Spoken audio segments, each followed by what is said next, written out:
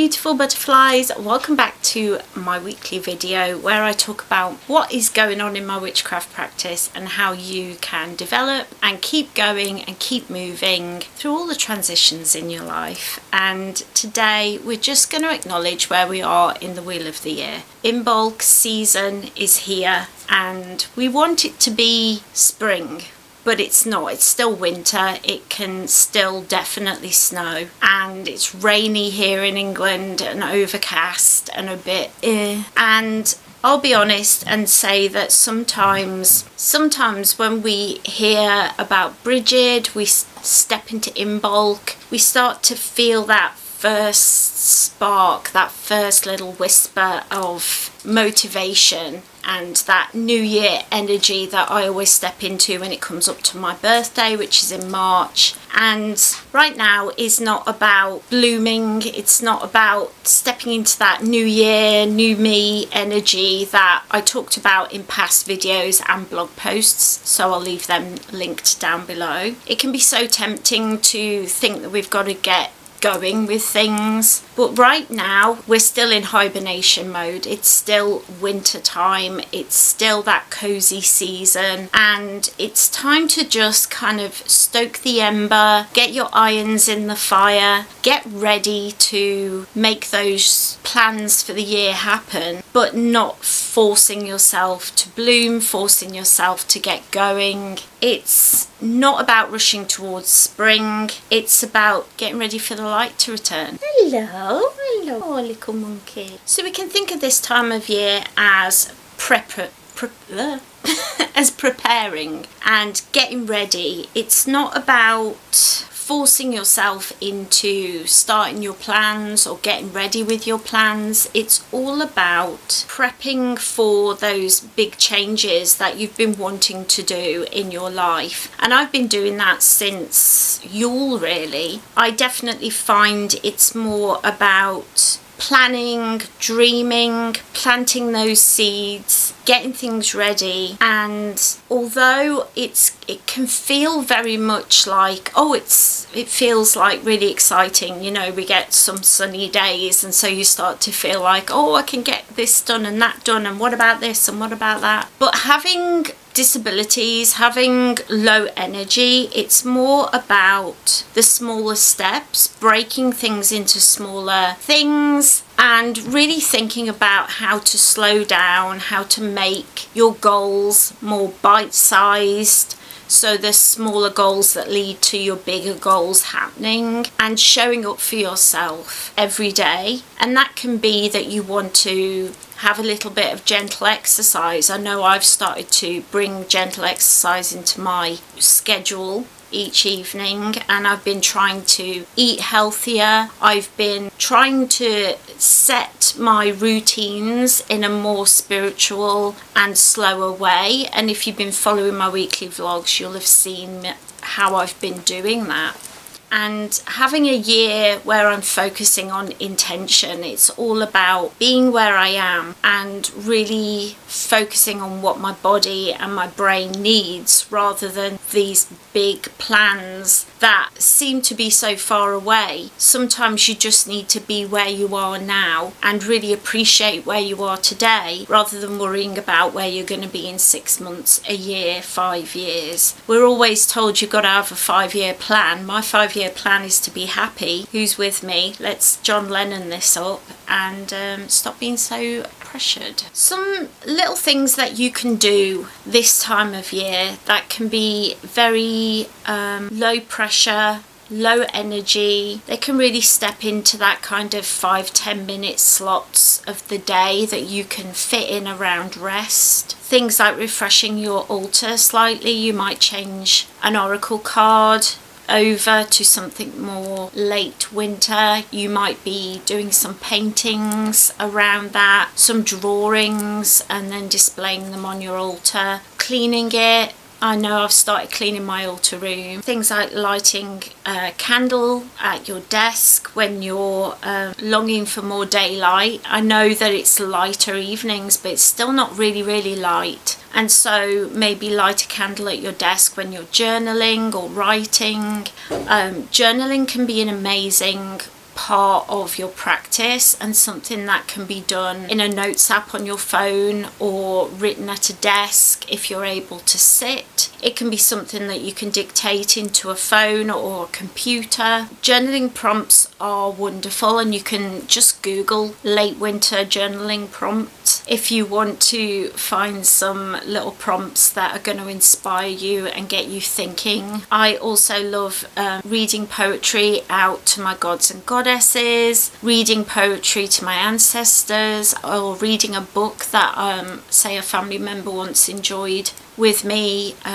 who's passed. It can be sitting with a cup of tea that you've enchanted for peace and calm, and looking outside out the window, getting some vitamin D while you're just enjoying where you are and the view out the window. These are really small little intentional moments that can help you to really slow down and just take in where we are, this in-between liminal space in the spokes of the wheel of the year. Imbolc can sometimes get forgotten in the shuffle, and I think we can think it's all about the goddess Bridget, all about making those really gorgeous corn dollies and things like that, but it's about more than that. And I think stepping into the energy of the late winter, where you might have, I often think about like tortoises. My husband used to have a tortoise when he was a kid, and I know that they often hibernate during the winter months, and then they'll like just pop out one morning and you'll see this little dopey tortoise wandering about with loads of moss and grass on its back. Taking the time to think of yourself in that way, like we're just waking up,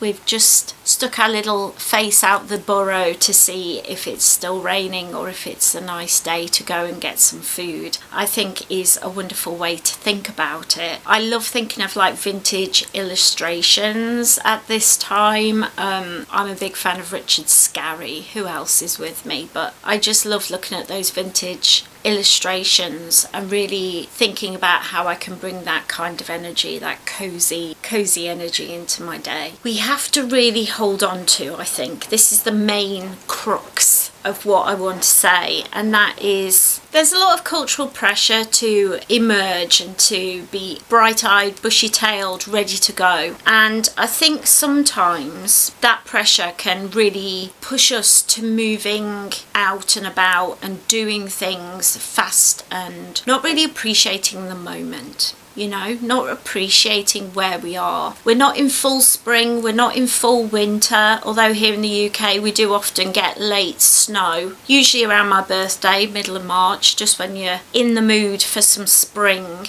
It doesn't come, and I think spring can feel overwhelming if our personal energy doesn't quite match up with springtime. We can feel like we have to get going. February's here, March is here, let's get going, it's spring, but it's not spring yet. April, May is spring. We've got a couple of months yet, and so it's time to slow down, spend more time indoors, maybe have little gentle walks outside if you're able to, sit in the garden a little bit if you're able to, but if you're not, just opening the curtains, having some sunlight, opening the windows, letting some fresh air in on nice days. That's all you need to do. Let spring come to you. We don't have to be chasing the seasons. And I think sometimes, especially I've noticed, this whole thing where, like, I remember at Christmas time, we went to the shop and they had Easter eggs out and I was fuming. Another time we went to the supermarket to get some Halloween treats and they had Christmas stuff out. It's this whole rushing through the seasons, like let's get this gone, buy more stuff, let's get that done. I think it's important to trust the wheel of the year, and whether you work with the wheel of the year or not, trust the seasons, trust the weather, trust how you're feeling. For me, I'm not quite ready for that spring energy just yet. Yesterday I spent the day chilling. I played Animal Crossing on the sofa, had a little nap. It was lovely. That's the sort of energy that I'm looking to That's the sort of energy I'm looking to have this time of year. And I really think that, especially as like witchcraft became like a big business, yeah, when Witch Talk took off, and Witch Talk and Witch Tube, if you want to call it that, it suddenly became really popular, and it's become materialized. No, not the right word. Materialistic. Thank you, husband. It's become materialistic. When something becomes materialistic, it then becomes something that becomes about money and not about the craft. I think it's okay to let go of that materialism, let go of that pressure, and just be in the moment. Just be here now. Those are words that I say to myself a lot. Just be here now, because there's so much pressure to rush and rush and rush. Trust your own cycle, whether you follow the seasons, whether you follow just a normal modern calendar, whether you are following the wheel of the year like I do. Trust your own cycle, trust where you are, because our bodies, naturally, we know what we need. Just listen to your intuition, and don't let this whole like rushing feeling that goes on in the world, because it's all just run by greed. We don't want to be like that. We want to be on the outside of that. That's why we chose to step into that witchcraft practice. Nature doesn't bloom all at once. It's a slow process, getting from being that seed to being a tree, from a seed to a flower. It doesn't happen overnight. And yes, right now we're planting seeds, we're tending our garden, we're doing the work, but we're not going to see that for a little while. So it's okay to slow down and to remember that some seeds just take longer to flower. Don't pressure yourself, don't force yourself to move forward. Just be patient and know that those seeds are going to grow. They are. You're tending your garden, you're watering, you're doing the work. Just as a disabled person, it has to go slower. And if living a slower life makes you happier, then what is wrong with that? Let me know down below how you celebrate Imbolc season. That's the main thing that I changed. Instead of Imbolc being one day, or any of the spokes of the year being one day, I celebrate them as a season. So it goes from that day to the next spoke, and that has allowed me to slow down my practice for each of the seasons and to really just be in that moment. So I would love to know the practical things that you do to slow down your practice and make sure it works for you. I definitely want to invite you to let go of something. Let go of something that is holding you back from slowing down. For many of us, it's that societal pressure to always be working, to earn rest, to earn any kind of self-care. You know, I did a lot today, so I've earned to have a bath tonight. That sort of mentality is a big one that I'm letting go of this year. So let me know what you're choosing to let go of this year. And I just want you to really embrace that soft preparation of this time of year. Remember, we don't have to rush. We don't have to thaw quickly in the sun. We can just gently get going with our year. And I really do invite you to join me on Mondays for my vlogs. That's where I share my just everyday life as a disabled witch, and you'll get to see more how I put these things into action. I also want to thank my Patreons for being wonderful little butterflies and keeping the lights on here at the channel. If you're interested in following me there for free or as a paid member, or on Ko-fi, paid or otherwise, you can do so by the links down below. I hope you all enjoyed this video. If you did, leave it a cheeky like and a comment down below. Hype it up if you can, and definitely subscribe. All these things are free and they help me to know, and the YouTubiverse to know, that you enjoyed the video, and it'll share it out just that a little bit more. Take care everyone, have a wonderful, wonderful, magical week, and I will see you in my next video. Goodbye.